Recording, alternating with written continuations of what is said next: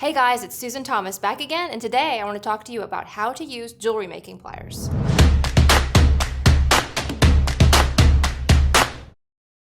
So today we're going to take a little journey into the land of jewelry making pliers, and there's a lot of them out there, so this could take forever. But I'm going to show you a few of the basics just to get you started.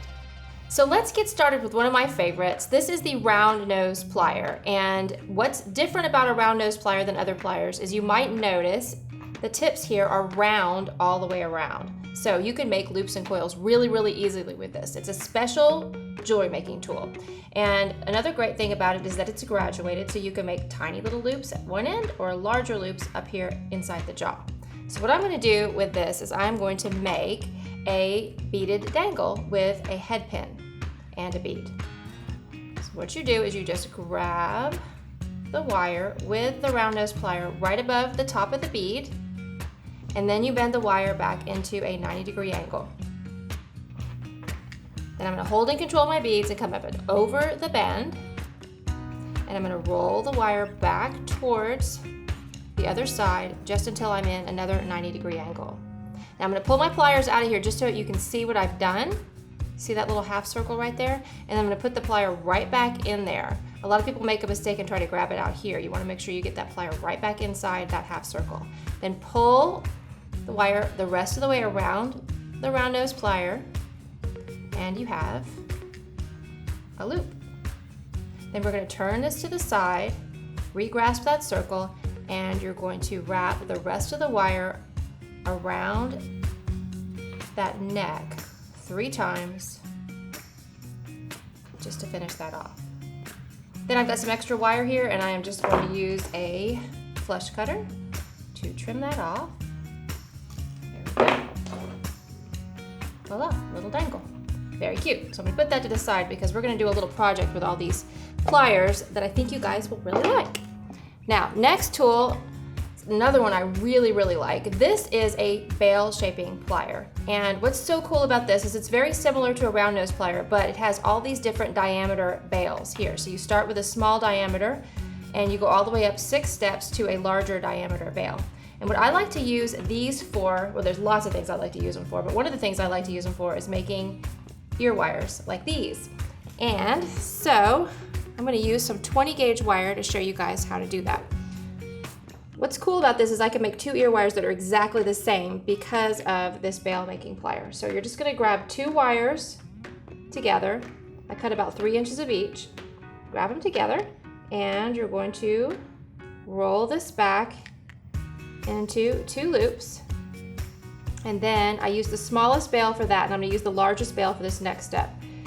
So you just put both wires inside the jaw of the plier, and you wrap them around that largest bail and just press that in like so.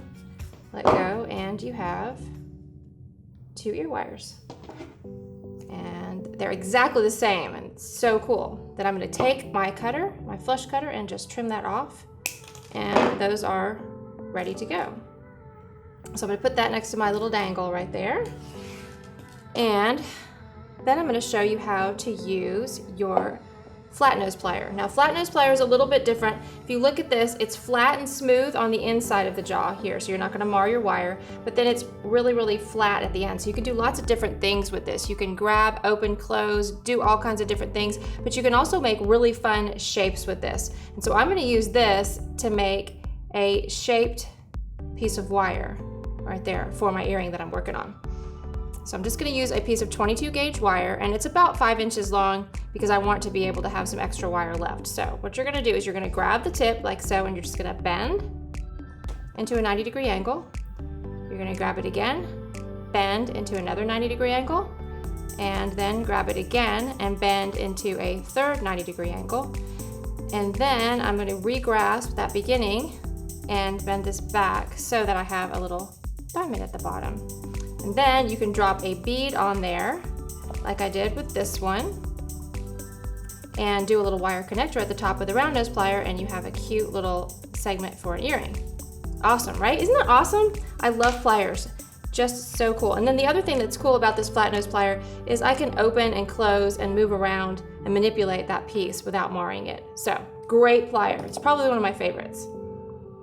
Now, next up we have got a chain nose plier.